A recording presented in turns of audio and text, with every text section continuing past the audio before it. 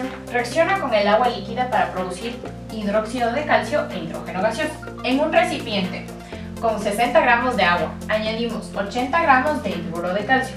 Debemos calcular en el primer literal el reactivo limitante y los gramos sobrantes, y en el segundo las moles de hidróxido de calcio que se van a obtener en el problema. Primeramente, para empezar, deberemos ver cuál es la reacción química. Entonces tendríamos aquí el KH2O, que es el hidruro de calcio, más el agua que produce hidróxido de calcio más hidrógeno gaseoso. Entonces en el ejercicio nos dice que tenemos 80 gramos de este y 60 gramos del agua.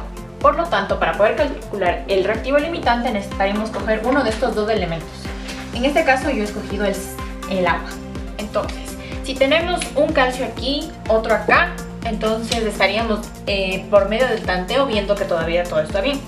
Pero aquí tenemos dos hidrógenos y dos más acá. Entonces, por lo tanto, para poder ver cómo se podría igualar la ecuación, tendríamos que añadir dos acá y dos acá.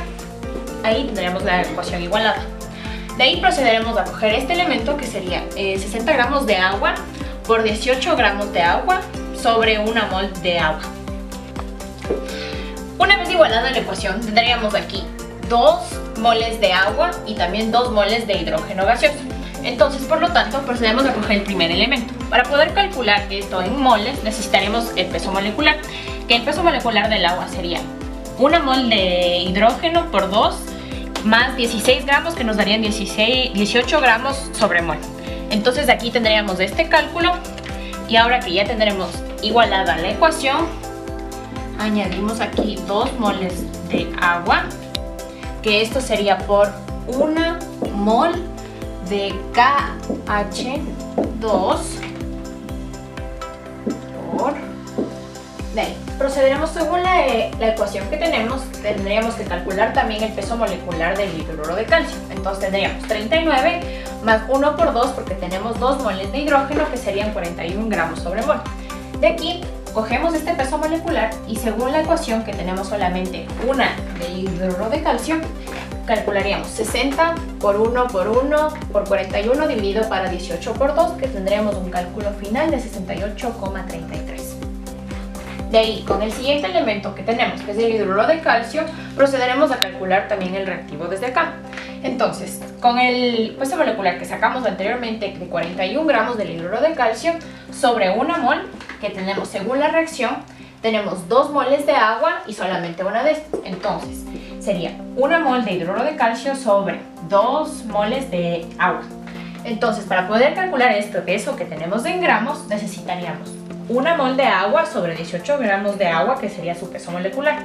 Esto nos daría un cálculo de 80 por 1 por 2 por 18 sobre 41 por 1 por 1, que sería 35,12 gramos.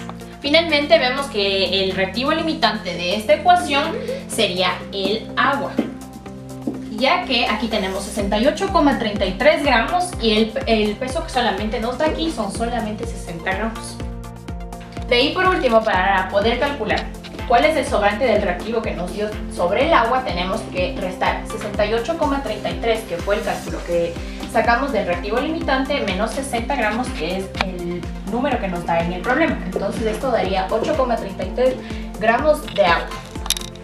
Por último, para el segundo literal debemos calcular cuánto se obtuvo de hidróxido de calcio. Entonces, con el rendimiento que sacamos al principio, que es 60 gramos de agua, multiplicamos esto con su peso molecular, que son 32 gramos, con una mol, y de ahí con la ecuación que tenemos tendríamos 2 moles sobre una mol que tenemos de hidróxido de calcio, y esto, para poder obtener el peso en gramos, necesitamos su peso molecular. Entonces tendríamos una mol de hidróxido de calcio sobre 73 gramos, dándonos un resultado final de 68,40.